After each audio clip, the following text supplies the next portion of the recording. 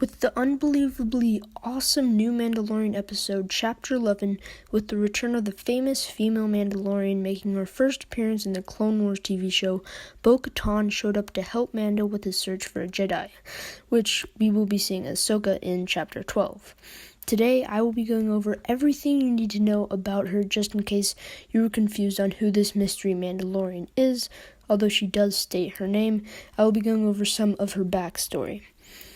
Before we start though, if you haven't watched completely through the Clone Wars series or the Rebel series and you don't want anything spoiled, come back to this video later or just don't watch it at all. So, Bo Katan was a Mandalorian lieutenant in the terrorist group of Mandalorians called Death Watch during the Clone Wars as well as before the Clone Wars. Her full name was Bo Katan Kryze and made her first appearance in the Clone Wars Season 4. Her leader, or the leader of Death Watch, Pre Vizsla, who was undercover in the Mandalore government as Governor Pre Vizsla until Obi-Wan Kenobi uncovered the truth about his leadership with Death Watch. Also, I should point out that Bo Katan was siblings with Duchess Satine of Mandalore, which really complicated things between them since Bo Katan works for Pre Vizsla, who overall was trying to take rule of Mandalore again with the Mandalorians and Death Watch. Bo Katan also appears in Rebels, helping Sabine Wren and the Rebels, but mainly Sabine Wren protect Clan Wren from the Imperial Mandalorians, who are seen as traitors of Mandalore, which we do see in Chapter 11 in Season 2 of The Mandalorian, but that will be for later in the video. The Clone Wars rage on, Pre Vizsla is still attempting to take over Mandalore, yet more in the shadows than we saw in the earlier times of the Clone Wars, and then comes along Maul and his brother Savage Opress. Maul needs an army and decides the Mandalorians would be a good pick for an army. He decides to help out Pre Vizsla and Bo Katan retake Mandalore, but in truth, Maul and his brother's plan was to betray them in the end. But this goes same with Pre Vizsla. They manage to take over Mandalore with Pre Vizsla and Maul working together, and Pre Vizsla throws Maul and Savage Opress in jail. Maul duels Pre Vizsla for the dark saber after escaping the prison, Maul chopping his head off, and Bo Katan watched her old master be slaughtered by someone who's not even a Mandalorian, and that is not the way.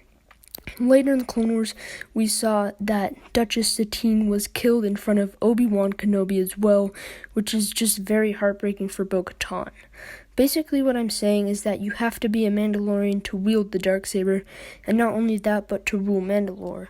Bo Katan had a handful of other Mandalorians, this including the two that we saw in The Mandalorian with Bo Katan, disagreed with Maul having the ability to wield the Darksaber and rule over all Mandalorians, so fought back and ran, but still trying to take over Mandalore from Maul, and reclaim, or more of claim, the Darksaber from him.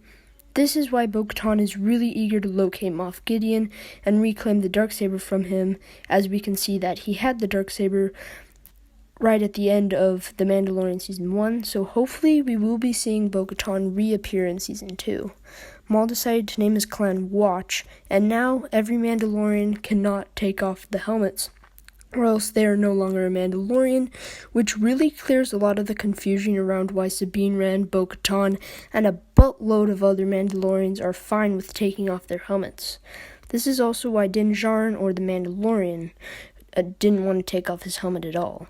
Maul saw that his Mandalorians must attack a separatist invasion, and one of the Mandalorians found Din Djarin as a foundling. There, on Mandalore with Maul's army, or the Watch, Din Djarin learned to never take off his helmet as a Mandalorian, learning the false rules of Mandalore. When he met Bo Katan, he was freaked out to see them take off their helmets, and they figured out that Mando is a part of Watch, and since he doesn't allow his helmet to be taken off. This also proves that Boba Fett was also a part of Watch. Sometime during the Clone Wars, which we saw Boba Fett's character progress a lot in, joined the Watch, and that is where he was given his armor. He never took off his helmet and in the original saga, and we can see the same symbol from Mando's clan on Boba Fett's shoulder. I hope that if you were confused, you aren't now, and have a better understanding of who Bo Katan is. Thanks for watching, and I will be going over just a little backstory of Bo Katan, similar to this video, in tomorrow's episode of Mando Mondays, and make sure to subscribe for Mandalorian theories / content, and stay tuned for the third Mando Mondays tomorrow with Marvel Theory, where we go over Easter eggs, new theories, and predictions for the next episodes.